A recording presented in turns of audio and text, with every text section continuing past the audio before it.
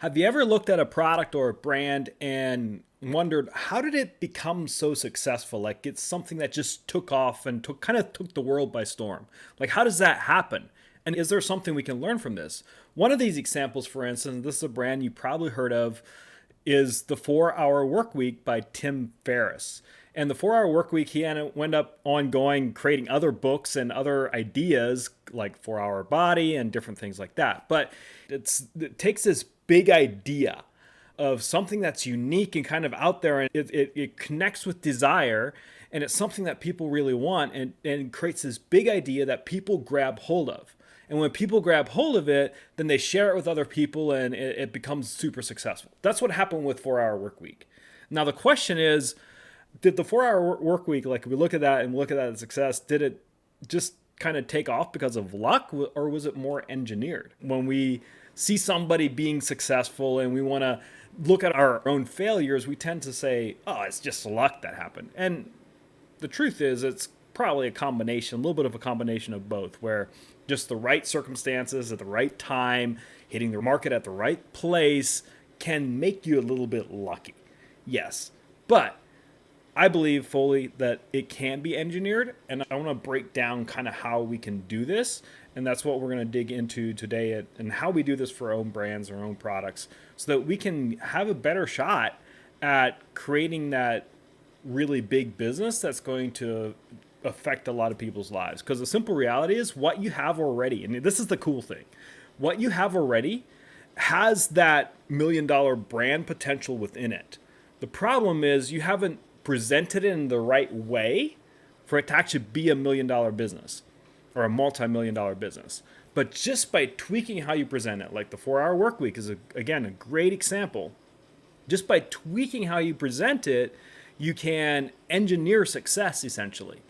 Because the way you present it is going to garner the attention that it needs to go to the levels that it needs to go to. And it's something that's engineered, something that's tested, and sometimes you get a little bit lucky by testing the right wording, the right phrasing to the right people, and they just go bonkers about it. Again, like the 4 Hour Workweek. So what can we do? Yes, like there might be luck involved, but what can we do on our part to engineer this better? And essentially what it comes down to is the big idea behind your marketing. Now, chances are you've heard of the big idea. It's this thing in marketing that everybody kind of talks about, where it's like, if you have a good big idea, it's that thing that gets people's attention and curiosity and intrigue, so they want to know more. And then when you explain it and you give it to them, they're like, wow, that's really good. I like that concept. I like that idea. Because the world is run by ideas. Everybody has them. But sometimes those ideas, they're not really big. They're just basic, and people are like, oh, I've heard that before. So it doesn't garner any attention. Our goal is to take the ideas and the processes and the systems we already have and present it in a way that it becomes a big idea that garners that attention that we need to successfully sell our products. And it demands that big idea. It demands attention. It demands people to pay attention to it.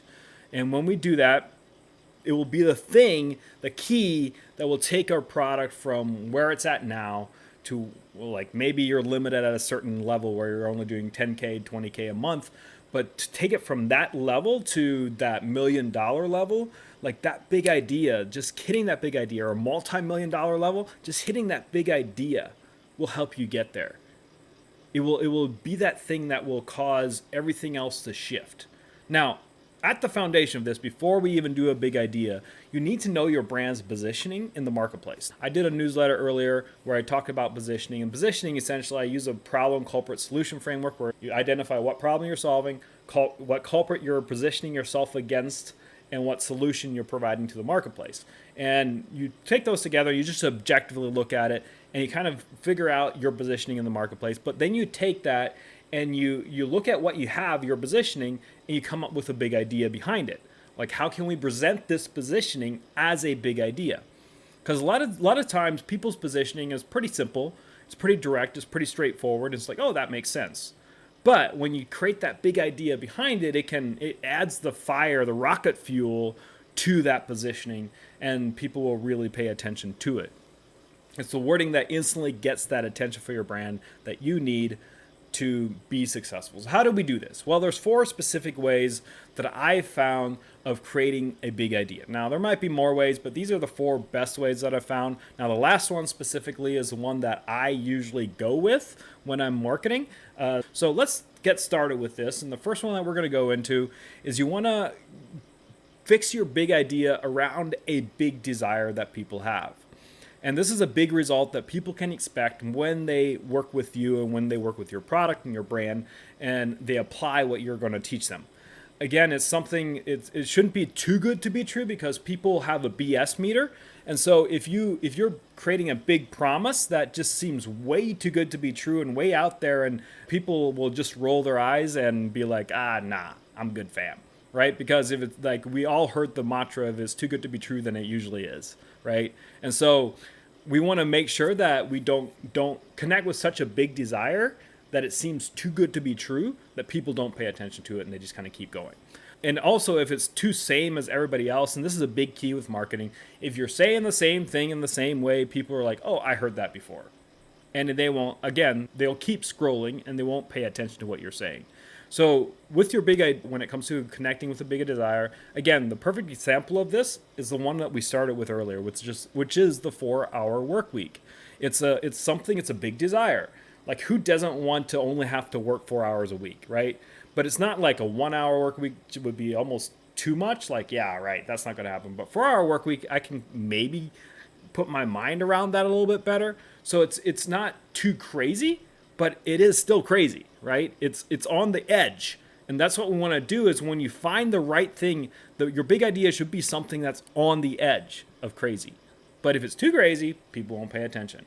And if it's too same, people also won't pay attention. So we want to find that edge. And again, 4-hour work week, perfect example of finding that edge.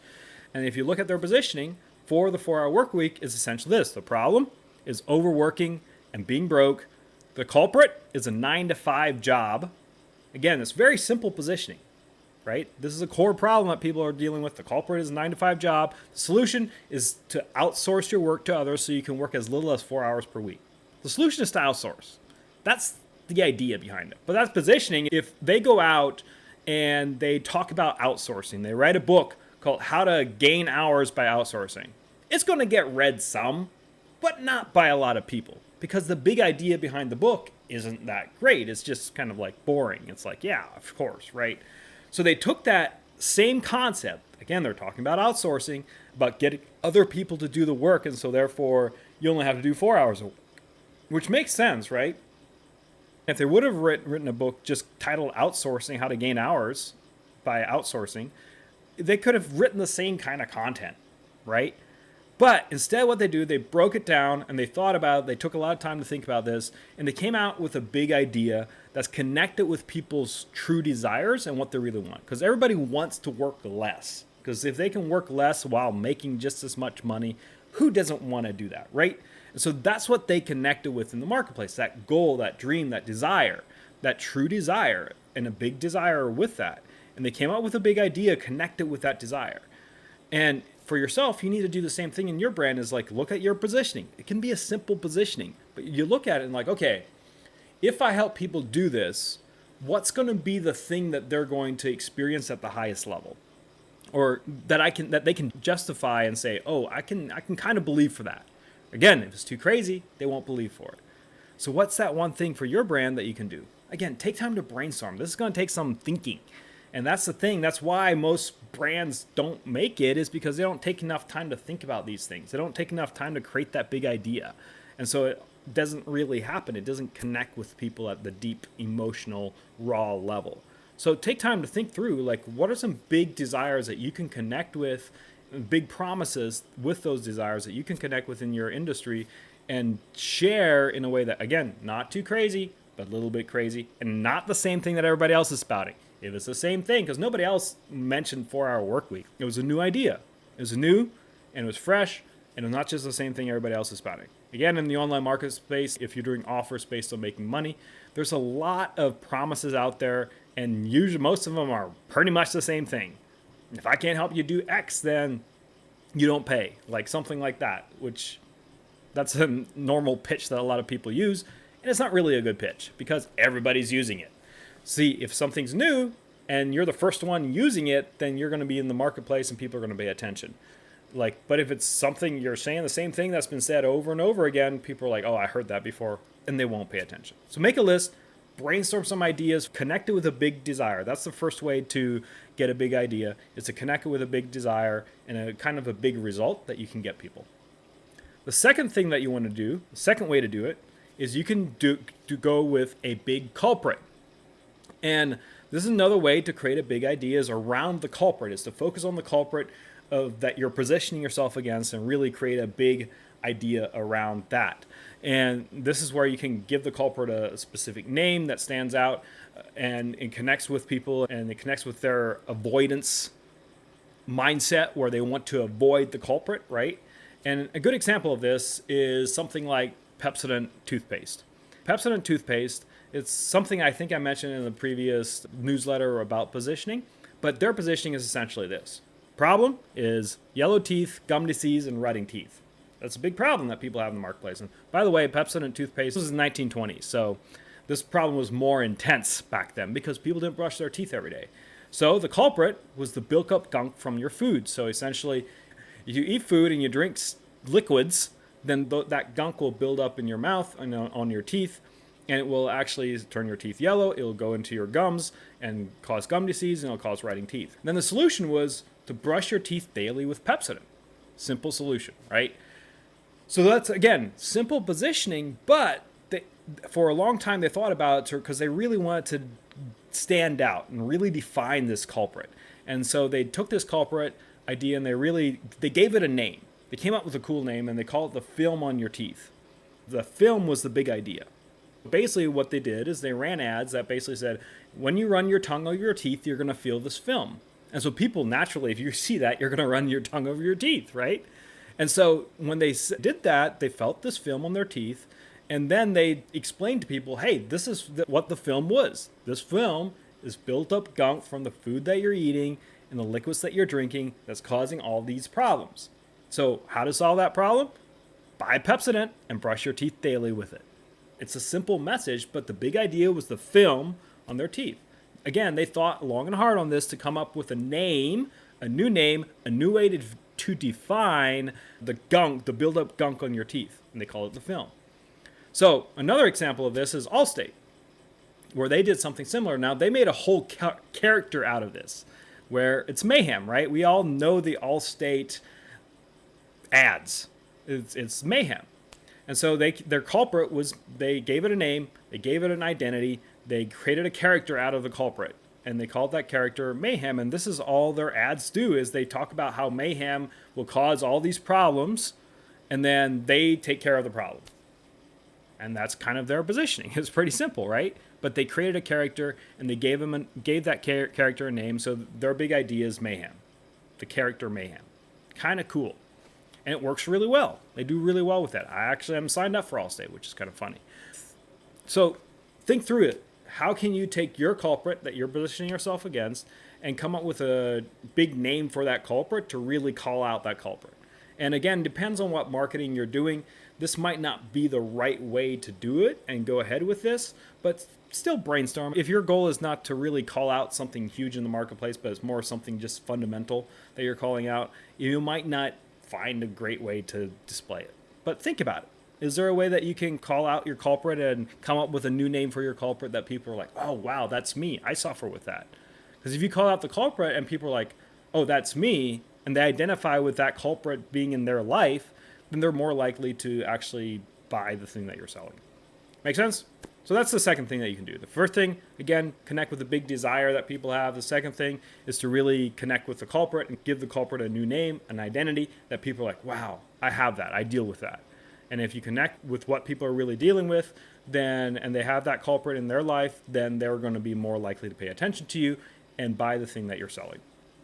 So number three, the third thing that we want to do is we want to connect to a big belief. And this is the third way that we can create a big idea in our marketplace, is to connect with an already existing belief that the marketplace has. And because they already have the belief, then we can tie into it and create a big idea according to that belief. A good example of this is there's a online community that was sold, and the community was called Invest Like the Rich. And I don't know if it's still running, but it ended up doing like 25 million in a couple of years. It did really well because there's a belief in the marketplace that the rich know something I do not know about investing. And so there's a belief that the rich people do investing better, right? Because they're rich, right? So it makes sense. And so if you say invest like the rich, it implies that yes, there's something that you don't know that the rich people know, and I want to teach you what the rich people know. Right? It makes sense. So that big idea of investing like the rich is something that really took off. Again, if you look at the positioning of this marketplace, the problem was, well, people's investments aren't growing and they're not getting the return that they want to get, right? Simple problem, straightforward. Culprit is just regular consumer investment strategies that the average financial person will tell you to do. A lot of the average financial investors, they're taught to sell certain things and have you invest in certain things. So it's the consumer investment strategies that they call out in the marketplace. So the solution is, instead of doing those consumer things that they're taught to sell you, instead what you do is you learn how to invest smarter like the rich people do. And so that's the solution. The desire, again, is to make a lot of moolah through investing. But if you're doing it like the rich, then it implies the rich that they know better about how to do it. This taps into the marketplace belief. Again, it's a belief that exists that the rich are better at investing than people who aren't rich. And it connects with what people want to do better, which is investing. So they did really well with their big idea of connecting that together. And it did, again, multi-million-dollar business because of it. Another example that I enjoy is Wealth with God. And this is kind of like, it almost contradicts itself in people's minds because there's a belief that people have about wealth where they think it's bad. Again, it connects with big beliefs like wealth is bad, money is bad, right? But then they connect it with God. Wait, what? I can do that? It's a little bit contradicting in people's minds. And so when you explain it, so it's a big idea that gets attention, right? And so the position is, again, being stuck financially. The culprit is poverty mindset and the world's way of doing wealth. And the solution is to learn to build wealth with God. So it has purpose to bring change, right? And so it's a big idea that you put out into the marketplace where people are like, wait a second, wealth with God? I thought money was evil. Like what? There's beliefs. It connects to fundamental beliefs and kind of goes against them. It grinds the gears a little bit, which makes for awesome attention. That's a great way to get attention. Again, it takes the desire of wealth, combines it with the idea that you can do it with God and not go against God when you're building wealth. Because that's a fundamental belief that a lot of people have, is they think that to build wealth, you have to do it without God, right? So it takes that belief and connects with that belief and really calls it out, and it grinds the gears against it, essentially, right? So it gets attention, and when explained well, people want to be part of the movement. Again, take time to think through what are beliefs that people have already in the marketplace that you can kind of contradict and go against with your big idea. And if you do that well, then guess what? You're going to have something that people really are going to enjoy to connect with. And they're going to want to know more. A lot of this, it just takes a lot of brainstorming. So you got to take time to think through these things and brainstorm a ton of different ideas, come up with new names for things, and so on and so forth. But finally, we're going to get to the fourth one. This is the one that I tend to go with most with my clients. It tends to be a little bit easier to come up with this, or in my mind it does. Maybe I'm wrong. But the final one is to connect your big idea around a big strategy or a new way of doing things, essentially. One of the most powerful ways to create a big idea is to call out an old path of doing things, an old strategy that may not be working as well, like, for instance, fad diets, like certain fad diets. Like if you start calling out a fad diet and explain why it's not working, but then you introduce people to a new path, like instead what you need to do is XYZ, which is this new path, then it's a great way to create this big idea. The key is this new path needs to be something fresh and something new. Again, you want to get on the edge of newness to where it's not something so brand new and kind of crazy and out there that people aren't going to pay attention to it and they're not going to buy. But we want to just enough newness that people are intrigued and they're like, oh, I want to know more. For example, One that doesn't work really well, by the way, is there's a movement out there called sun gazing. And the idea is that you can get energy from the sun instead of food. So by gazing at the sun and like, I don't know what they all do. I didn't look it up. But sun gazing, it's on the spectrum of crazy. It's a little bit on the crazy side, a little bit over the edge. So people at first are like, sun gazing, that's interesting. It gets attention, but people don't invest into it because it's just too far out there, right? And so we want to find the right balance on the spectrum of crazy and normal, what everybody else is saying. We want to find the right balance in the middle to where it connects with what everybody else is doing, but it's also something fresh and something new. A great example of this is, and there's many examples of this, you'll find this all over the place, and this is probably the main one that a lot of people use, is P90X. If you look at their position, their problem is hitting workout plateaus where you're working out, you're hitting plateaus, and you can't really get anywhere. The culprit is repetitive workouts. That's the thing they call out in the marketplace. Their solution is to constantly switch up your workouts to break through plateaus. Kind of a cool, simple concept. But what they did is they took their solution and they came up with a new name for it. They called it muscle confusion. And it was a new path to an age-old problem of hitting those workout plateaus.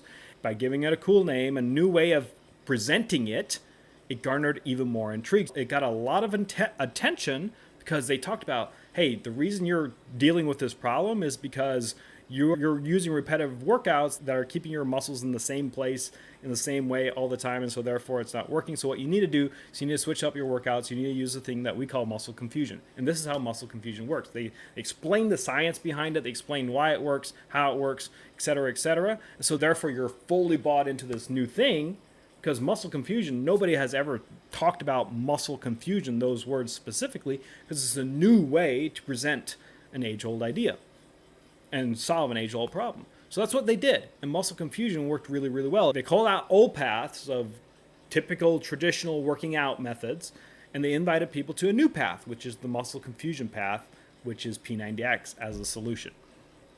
Make sense? So that's what you want to do, is you want to look at what's the old path that people think they should take or they need to do or they have been doing. What's that old path, which is their culprit? Again, that's the culprit in your positioning. And what's that new path that you're inviting people to? And what wording can you give people connected to this new path? And so you just look at your strategy and you're like, okay, what's new about the strategy? Or how can I position it as something new? How can I explain it as something new? How can I shift it around to make it something new and fresh that people are like, wow, I want to do this instead. This sounds so much better. What's that big idea? This big idea works so well for P90X that they became one of the best selling workout programs of all time, period. Kind of crazy because of their big idea. Another example is a company called ClickFunnels. ClickFunnels helps people create online sales funnels and so on and so forth, web pages, series of web pages that can take people through a process to create a sale. Now, I'm not a ClickFunnels fan. I think other tools are better, but their marketing is some of the best marketing you'll find. It's just the way it is. So again, their positioning in the marketplace is your website doesn't convert.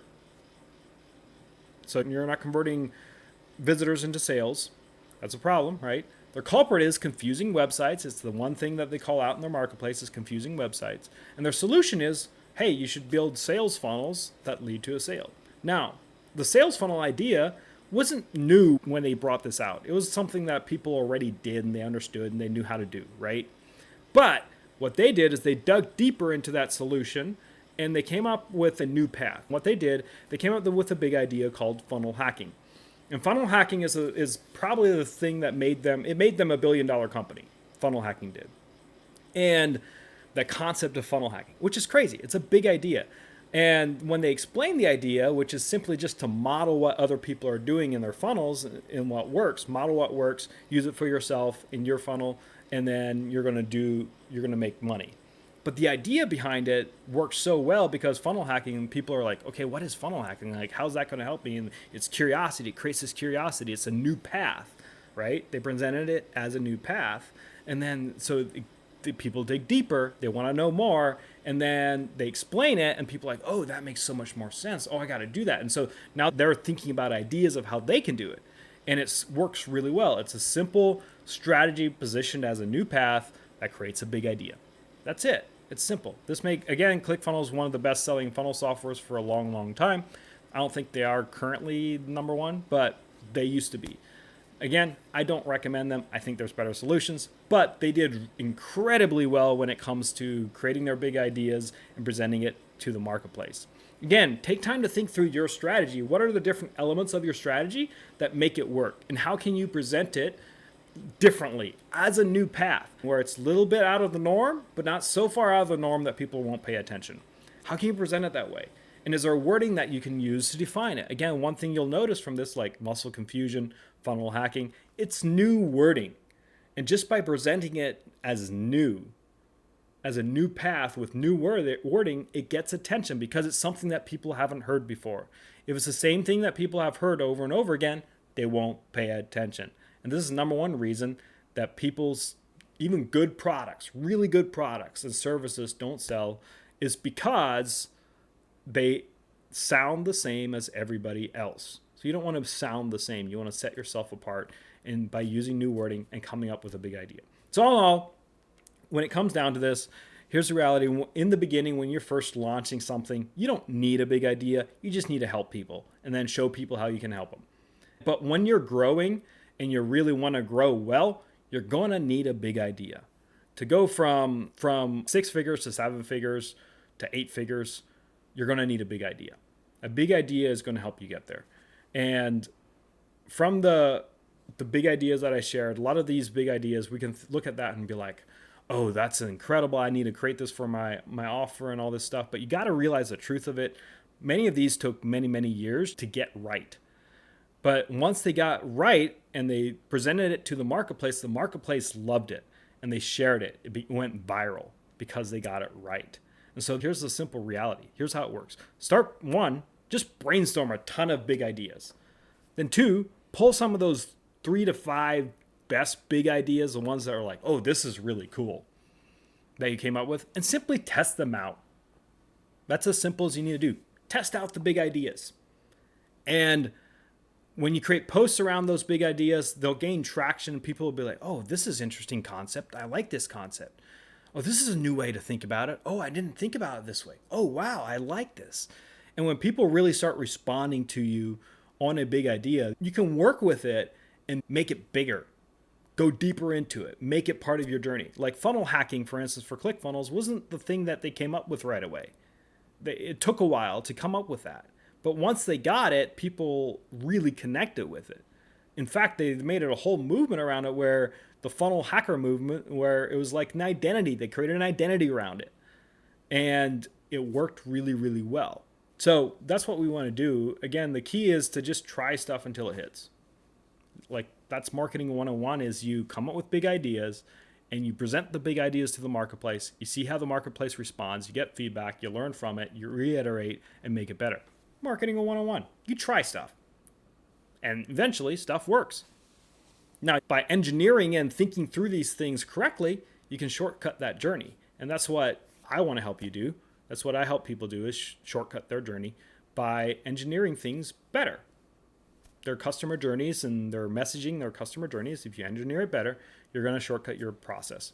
Again, here are the 4 ways to come up with your big idea. Number 1 is the big desire. You can connect with the big desire that people have and a big result. This is where you find a core desire and create wording around it like the 4-hour work week. Number 2 is the big culprit. This is where you really hone into your culprit and give it an identity and a name and really position yourself against that culprit. And it should be a culprit that people instantly know that they could deal with, that they're afraid of dealing with, or that they're already dealing with.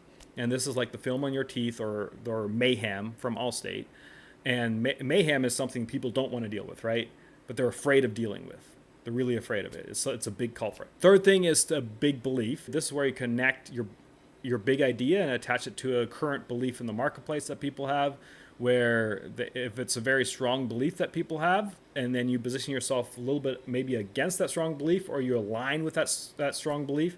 Like aligning with that strong belief is like invest like the rich, where people have a strong belief that rich know something they don't know, right? And so because people have that belief, that works really well.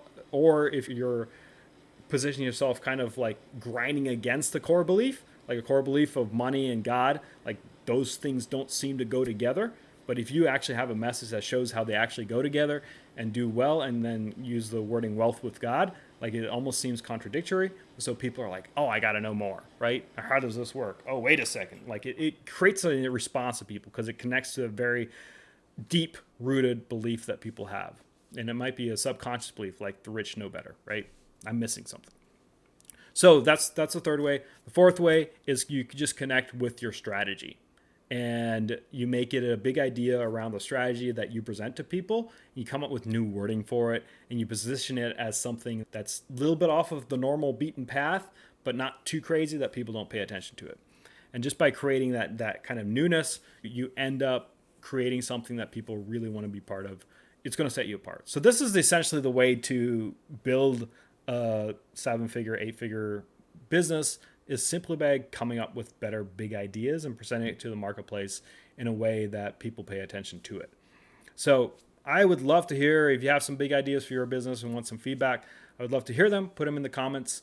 And also, if you like this video, like it, subscribe to it, the channel, share it with others, and we'll see you in the next video.